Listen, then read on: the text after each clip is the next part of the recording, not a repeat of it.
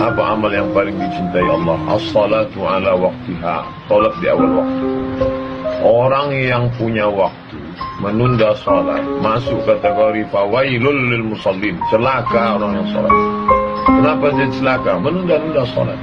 Salat itu bukan kewajiban. Salat itu adalah hubungan koneksi dengan Allah Subhanahu wa taala. Kau tunda salatmu hanya karena jabatan. Belum kau mati, pejabat pengganti sudah siap. Kau tunda salatmu hanya karena kerjaan. Sedangkan rezekimu datang dari Allah. Hubungan dengan yang punya rezeki tidak diperbaiki. Mau minta rezeki, mau minta sama siapa? Salat dulu.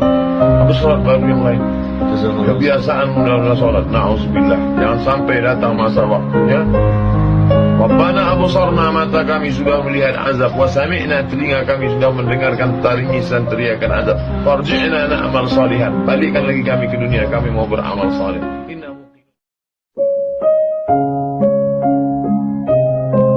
Nikmat ini baru terasa kalau dia tak ada.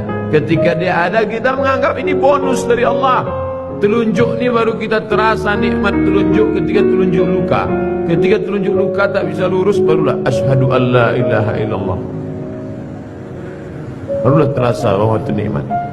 Sudah tak ada dia, baru kita rasa nikmat. Oh, yang lebih celakanya ketika nikmat hidup itu sudah dicabut Allah, baru terasa bahwa nikmat hidup itu rupanya nikmat. Na'udzubillah. Absarna, mata kami sudah menengok azab. Wa sami'na, telinga kami sudah mendengar azab. Farji'na, balikkan lagi kami ke dunia ya Allah. Na'mal salihan, kami mau beramal saleh. Tak bisa. Apa lagi? Penyesalan tak bermakna.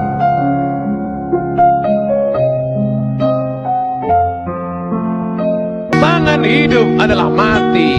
Pasangan sehat adalah sakit. Pasangan cantik adalah keriput dan lain. Siapa yang tidak siap menerima kehidupan ini, berani hidup, berani menghadapi mati. Takut mati, jangan hidup. Takut hidup, mati saja. Kalau belum masanya, nampak jenazah lewat, ikut. Ujian bukanlah karena Allah ingin melihat kualitas iman kita, karena Allah Maha tahu apa yang terjadi, apa yang akan terjadi, apa yang sudah terjadi. Ya'lamu ma baina aydihim wa ma khalfahum wa la yuhituna bi syai'in min 'ilmihi illa bima syaa'. Apa yang terbetik di hati, apa yang terlintas dalam pikiran, Allah tahu. Lalu mengapa Allah menguji? Allah ingin memberitahu, bukan Allah ingin mencari tahu, tapi Allah ingin beritahu kepada yang tidak tahu bahwa engkau belum layak masuk ke dalam surga, karena engkau belum lagi lulus sebagai orang yang berhasil melewati ujian-ujian. Diuji dengan sakit, lulus. Diuji dengan kehilangan, lulus. Diuji dengan kematian, tidak bergeming imannya. Diuji dengan berbagai macam musibah, mulutnya tetap berkata inna lillah. Andai kau beri kami tenggat waktu ya Allah, laula akhartani, kalau kau beri aku waktu ila ajalin qarib, aku tak minta hidup 1000 tahun. Ila ajalin qarib, sebentar saja kau hidupkan aku ya Allah. Memangnya kalau ku tambah hidupmu kau mau apa? Fa asaddaqa, aku mau bersedekah. Wa akum minas salihin, aku ingin jadi orang saleh. Tapi hari itu tidak berguna. Kenapa? Karena dunia sudah berakhir. Idza sama'un fatarat, langit terbelah. Wa idzal kawakibun tas'arat, planet bertabrakan. Wa idzal biharu fujirat, air sungai siak, air laut akan naik ke darat, hancur, tsunami dahsyat berakhir. Wa idzal qubur bu'thirat, semua yang dikubur bangkit. Disitulah orang baru sadar. Yang 9 bulan 10 hari mengandung siapa? Yang menyusukan 2 tahun siapa? Hari ini saat dia tidak bisa mendengar, membelikan alat dengarnya pun kau berhitung. Padahal kalau kau gendong dia dari Bandung sampai ke Makkah, kau bawa lagi pulang, belum tentu dapat menebus 1 tetes darahnya saat melahirkan engkau. Berapa jahitan robek dagingnya gara-gara melahirkan engkau. Bawa orang tuamu, senangkan dia, bahagiakan dia. Dosa terbesar di antara yang besar, pertama syirik, yang kedua hukukul walidain. Kalau ada uang berikan, sehingga kau tidak perlu berteriak. Jangan sampai berteriak. Jangan sampai orang tuamu membawa HP ke servis HP. Nah, HP bapak ibu rusak ya. Diperiksa HP-nya nggak rusak, terus anaknya nggak ingat. Dia tidak menelpon lagi. Berapa kali dia tidak jadi sholat duha karena kau kencing di kainnya. Berapa kali dia tidak jadi tahajud karena kau menangis sampai azan subuh tiba. Jaga orang tuamu. Jangan sampai nanti setelah dia mati meninggal dunia, barulah engkau menangis mencakar dinding. Penyesalan berakhir tak ada. Pada saat ruh berpisah dengan jasad, di saat ruh kembali bertemu dengan jasad, kita masuk ke dalam surga Allah. Tapi begitu orang beriman ini mau masuk ke dalam surga, dia lihat sekeliling. Ya Allah, aku bukan menolak permintaan, aku bukan menolak perintahmu ya Allah, aku tidak mau durhaka ya Allah. Tapi saudaraku yang dulu sama dengan aku, yang sama-sama ngaji, kok sekarang gak ada. Orang beriman tetap ingat saudaranya walaupun di pintu surga. Orang beriman sampai di pintu surga, dia masih tetap ingat, ya Allah, temanku dulu yang sama-sama puasa dengan aku, yang sama-sama sholat dengan aku, kenapa dia tidak ada sekarang? Ternyata dia di dalam neraka. Saat itulah orang beriman memberikan syafaat kepada saudaranya. Allah perintahkan, engkau mau masuk ke dalam surga bersama saudaramu? Ya Allah, cari dia ke dalam neraka. Maka Allah berikan dia semacam alat sehingga dia tidak tersentuh api neraka. Dia cari temannya, sahabatnya di dalam, dan ketika ketemu maka dia membawa sahabat itu masuk ke dalam surga. Datang seorang yang hitam, dia peluk Nabi SAW. Kenapa engkau peluk aku? Kerana aku tidak yakin bahawa aku akan masuk surga bersama engkau. Engkau mulia, aku tak mulia. Engkau Quraisy, aku tak Quraisy. Engkau keturunan Nabi, aku bukan siapa-siapa. Tapi apa jawab Nabi? Al-mar'u ma'a man ahab. Engkau akan bersama dengan siapa yang kau cintai. Malam ini kita bersama di Masjid Warisan Nabi, di tempat melaksanakan sunnah Nabi, dan yang kita kaji pun hadis-hadis Nabi. Walaupun kita tak dekat, tak sesuku, tak sebangsa dengan dia, kita insyaAllah bisa boleh bersama dengan dia. Amin ya Rabbal Alamin. Dengan apa? Al-mar'u ma'a man ahab. Orang akan bersama dengan cintanya kepada Nabi Muhammad sallallahu alaihi wasallam. Saya ingatkan saudaraku yang laki-laki, yang perempuan, jangan menyesal di akhir masa. Ada dosa yang hanya akan ditanggung di akhirat. Peminum khamar, pezina, pejudi boleh jadi di dunia Islam. Di mana ditangkapnya azab? Di akhirat nanti ditangkap azab. Tapi ada dosa di dunia kau dapat, di akhirat kau dapat apa? Orang tua. Kalau masih hidup sekarang, balik dari sini, belikan makanan, bawakan dia, suapkan ke mulutnya. Itulah kebahagiaan yang luar biasa. Kalau dia sudah meninggal, berikan 2 sak, 3 sak semen, antarkan ke masjid yang perlu bangunan untuk almarhumah umat. Allah maghfirlah warhamha wa'afiha wa'fu'anha. Tidak ada kebahagiaan selain bakti kepada orang tua.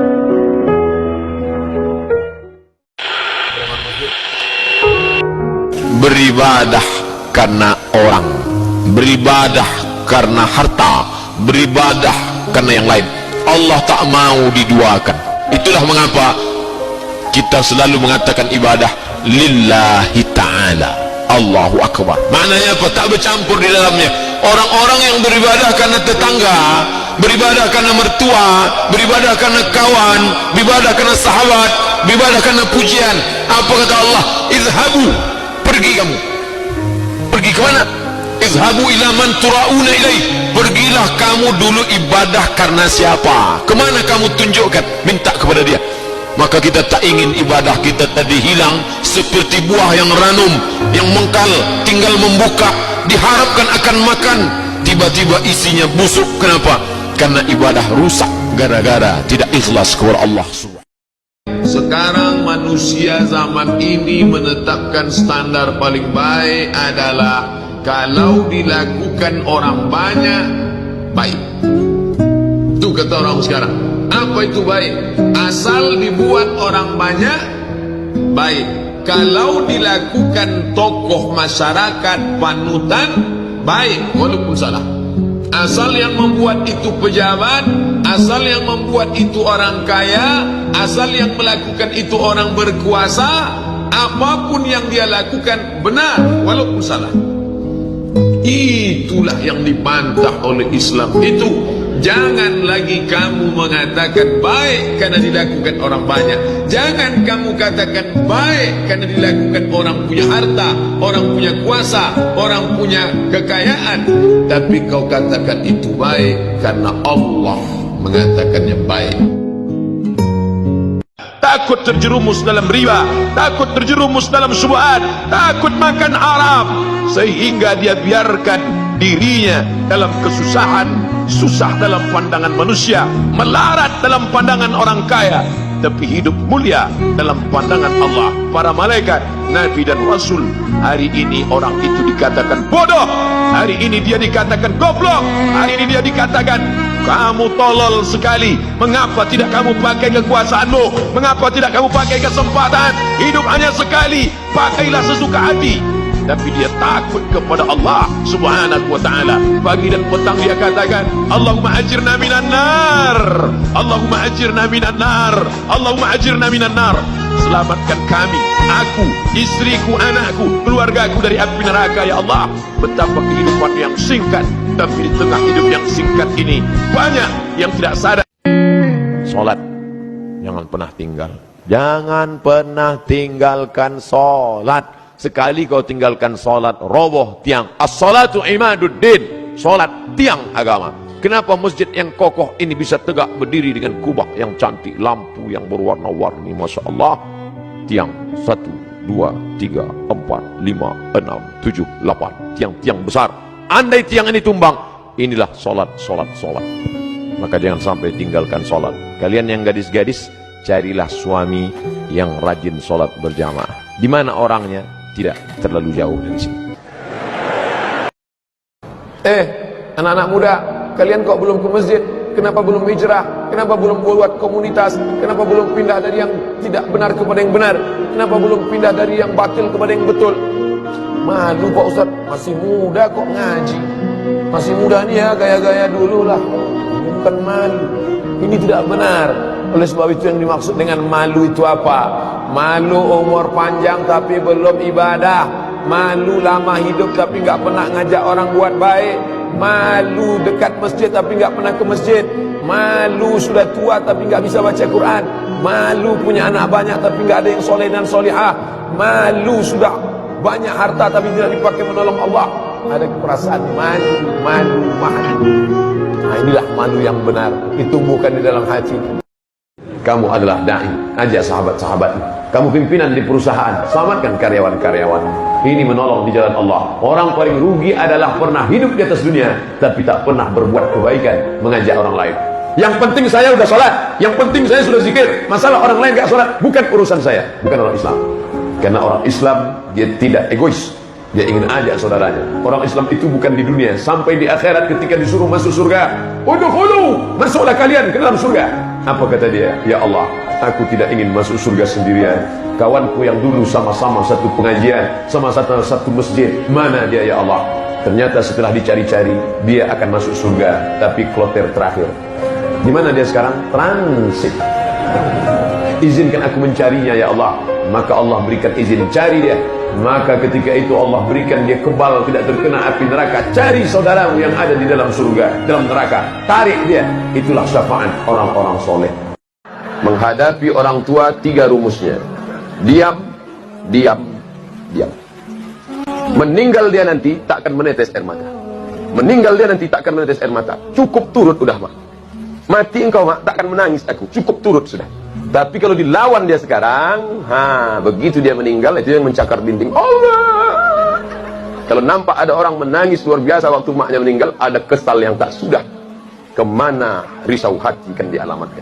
Kalau masih ada makmu di rumah, balik dari sini, belikan makanan kesukaan dia, belikan pakaian kesayangan dia, bawakan duit, kasih ke dia, senangkan hatinya. Kalau kau buat makmu macam raja, maka rezekimu macam rezeki seorang raja. Kau gendong emakmu dari ujung batu ke Makkah, takkan dapat menebus sakitnya waktu melahirkan. Wahnan ala wahnin, menggeletar tangannya, bersimbah darah dia melahirkan kau. Dapat kau terus. Bagaimana status amal puasa orang yang pacaran?